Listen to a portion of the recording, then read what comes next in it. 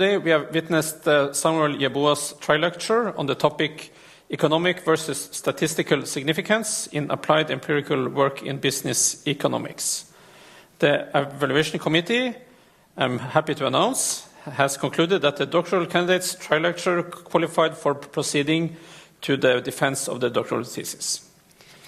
The defense will be a discussion of the dissertation between the evaluation committee and the doctoral candidate, and the following procedure has been chosen in accordance with the committee.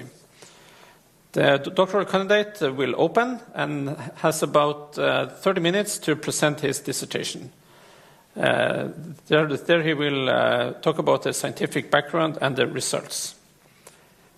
Then we will start a discussion with the opponents. First, Professor Sirimon Trepongkaruna from Sassin School of Management, Chulalongkorn University in Thailand, will start the discussion. Then we move on to questions and remarks from Professor Emeritus Ole Jølberg from Norwegian University of Life Sciences and NMBU. Finally, the third member of the committee, Professor Thomas Leirvik from the Nord University Business School, can supplement the discussion. To remind you of the procedures found in our PhD regulations, the committee will, after the public defense, send a statement of its evaluations of the defense to the business school. While the committee has withdrawn to make their decision, we will move to the business school facilities on the first floor, called Handelskammeret, where the committee's conclusion will be announced later. So finally, before we start now, if anyone in the audience intend to act as critics ex auditorium, that is asking questions in the auditorium, I will kindly ask you to notify Grete Knudsen, she's in the back here, on email before 1:30. The email address is posted on the calendar invitation at nord.no for this event.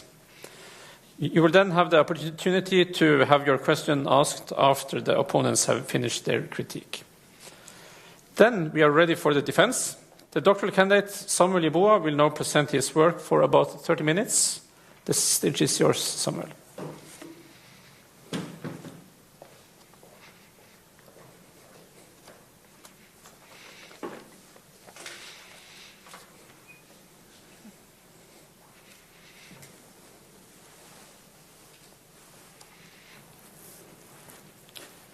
Yeah.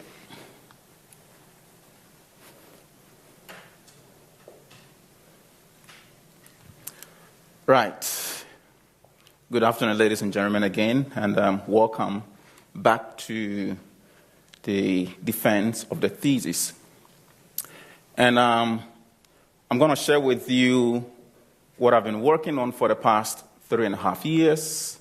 That is on working capital and liquidity management, and how this can be corporate performance enhancement mechanism. So different pathways through which working capital management and liquidity can enhance corporate performance. And so corporate finance is hinged on 3 major pillars: of the capital budgeting, capital structure, and working capital management. So capital budgeting has to do with expenditure in fixed capital, long-term investments, like mergers and acquisitions, investment in new technology, and the like. And then capital structure has to do with the combination of debt and equity that enhances profitability. So how much of debt and how much of equity that is good enough, the combination of these two, that is to enhance performance. Then it's working capital management. So this is the administration of short-term assets and short-term liability. So how the organization or the business can manage its short-term assets to honor its short-term obligations. And so, for example, Elkshop, for instance, if Elkshop is in business, it's a consumer retail shop, right? And so when you visit L Shop, you see the TVs, you see the computers over there.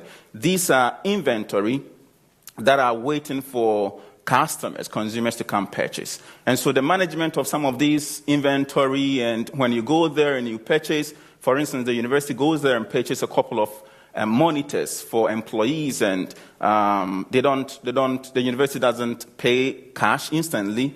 The business, L Shop, creates something we call account receivables. So these are debt that is payable by its customers. And so there is also account payable as well. Monies we have to pay our suppliers, like the Samsung, we have to buy, L Shop has to buy from Samsung and all that. So management of these short-term assets to be able to pay for the electricity bills, to be able to pay for salaries and all that, is what working capital management and liquidity has to offer.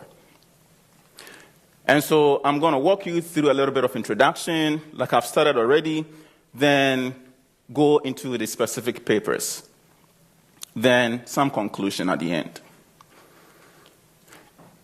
And so, like I said before, working capital management concerns itself with the management of short-term assets to meet short-term obligations. So we have to be able to pay for the salaries. We have to be able to pay for the utility bills and all that. And we need some of these short-term assets to be able to honor some of these short-term obligations. And so working capital management ensures that there is liquidity at all time to pay for these short-term obligations. And so, like I mentioned before, current assets and current liabilities form the major component of working capital management. And so cash is part of current assets, and then account receivables. That's what I said earlier. These are monies we have to collect from our customers. So L Shop, you go there, purchase, you don't pay on credit. You don't pay in cash, but on credit. Then they come up with what we call the account receivables. So these are money owed by the customers. Then the inventory. These are the TVs. These are the microwave ovens. These are the washing machines. They're in stock waiting for customers to come in and buy them. And there are other short-term assets. Then liabilities. Current liabilities has to do with account payables and others. So these are monies the business has to pay its suppliers. And then there are measures of working capital management. So these are the components, and how is working capital and liquidity measured. So in this project, I defined how working capital management is measured. And some of them include account receivable days. So these are the number of days it takes to receive money from our customers who have not paid in cash. Inventory is the number of days it takes to sell off these